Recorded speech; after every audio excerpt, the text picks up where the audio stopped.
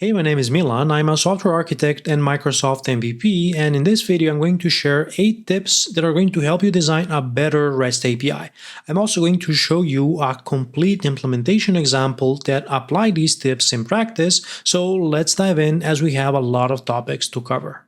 What I'm going to share with you in this video can be considered some best practices when it comes to designing a REST API, so I have to preface this by saying that you should approach all best practices with a dose of pragmatism. You should definitely consider every tip that I share as part of this video because this is also what I'm using in my REST APIs that I'm running in production, but also scrutinize them and figure out if they make sense for you. This is what being pragmatic is all about, where you get to decide what is the correct decision for your context. Now, with that out of the way, let's take a look at the first tip. So tip number 1 is going to be super simple. It's just be consistent. Whatever design approach that you decide to implement in your REST APIs, be consistent across the board. If you're using plural nouns, use plural nouns everywhere. If you are using 400 bad requests for validation responses, then use that status code everywhere. Being consistent helps you in 2 ways. First of all, it allows you to iterate faster as you already know what design approach you need to take when introducing a new API. Secondly, it also makes it easier for your API consumers because once they understand how your API is designed, for example, how to construct URIs and what status codes and responses they should expect, it makes it easier for them to integrate with your API. So tip number 1 is be consistent. Tip number 2 is that you should support at least the standard set of HTTP methods. These are going to be post, put, get, and delete. Anything other than this is up for debate, and you can decide if you want to use it for your API, but the 4 standard HTTP methods you should definitely be using in your REST API implementations. These also happen to be the most common HTTP methods, even though there are a bunch of them that are somewhat exotic and rarely used. I'm not really going to mention them, but get is used when you want to retrieve a resource from an API, post is used when you want to create a new resource, put is used to either update a new resource, but it can also be used for an upsert where you store the resource if it doesn't exist. This is an implementation detail and you get to decide what put does in your API. Delete is used for removing a resource, and then patch is used for a partial update. In practice, I've rarely seen patch used in production. It's mostly either a combination of get, post, put, and delete. And if you want to have some specialized endpoints for partial updates, it's not uncommon to use the put HTTP method combined with a dedicated URI for that partial update. Tip number 3 continues along the same idea, and it's returning the correct HTTP status codes for the API response that you want to represent. Here are the 5 most important groups of HTTP status codes. We have informational status codes in the 100 range, successful status code in the 200 range, redirection status codes in the 300 range, client errors in the 400 range, and then server errors in the 500 range. Out of these, the most important ones are going to be 200 OK, 201 created, 202 accepted, 204 no content, and then you'll typically see something like 400 bad requests, 401, 403, 404, 409 is not that often used, although I like to use it, for example, when you run into a conflict on something like a distributed lock, or you fail some unique constraint. A simple example is email uniqueness. Lots of people like using 422 unprocessable content or unprocessable entity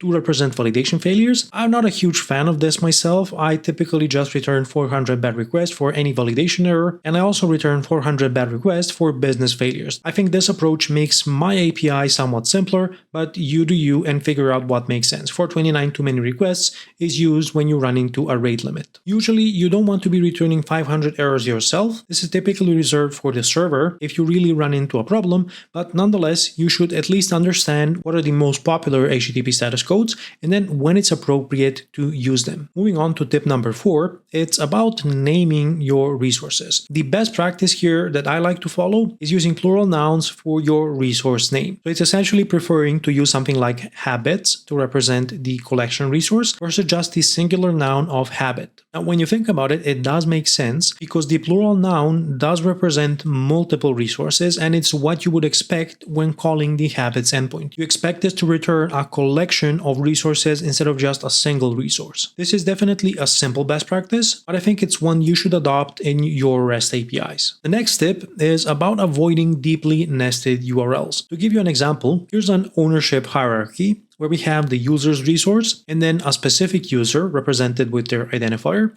and then a habits resource, which means the habits that belong to this specific user. And then again, we're scoping this down to a single habit. And finally, we have the entries for that specific habit for that specific user. So you can see how this URI already becomes pretty unwieldy. We have 2 levels of nesting, and it's not impossible that we would encounter more levels of nesting. And this is something that I like to avoid in my APIs. So what you could do instead is just expose a top-level resource for the entries, and then allow this resource to be filterable by the habit ID. The habit already belongs to this user, so if you know the habit ID for this user, then you already know that it's implicitly applied when you filter the entries by the habit ID. I don't like imposing any strict rules when it comes to how much nesting is too much, but typically whenever you run into 2 levels of nesting, I consider it a red flag that I should probably reconsider my API design. Tip number 6 is going to be a bit controversial, as I suspect that not many people will agree, but it's wrapping your collection responses or arrays in an envelope. So what's the idea here? Let's say we have our collection resource, like returning a list of entries, and instead of returning this as a collection or an array in JSON,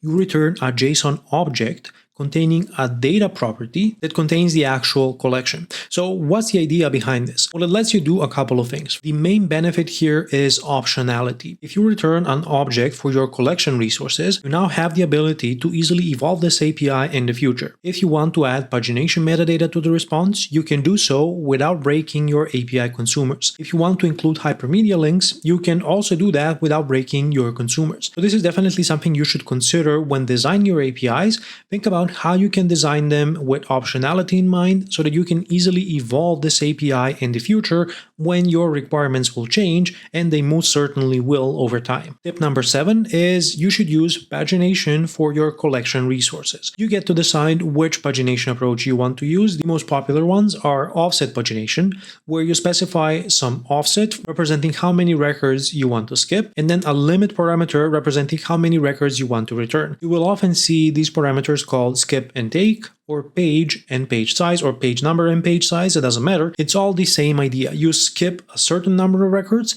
and then you return the records after the ones you skip. This also relies on using the skip take support in most relational databases to implement offset-based pagination. Cursor-based pagination is very interesting because instead of specifying a fixed offset for how many records you want to skip, you define a cursor which represents a sort of a logical pointer which determines the exact record from which you want to take the next page of data. Cursor pagination is also called keyset pagination, and it has the added benefit that it's significantly faster than offset pagination on large datasets, especially when accessing the later pages in the dataset itself. And we're still on the topic of pagination, but I want to tie it into our previous tip, which is wrapping our collection responses in an envelope, and you can see an example of that here. We are returning our collection in the data property, and then we also have an additional field in the JSON response representing our hypermedia links. And this is especially useful for pagination because after you fetch the current page, you already know how to construct a URI to fetch, for example, the previous page or the next page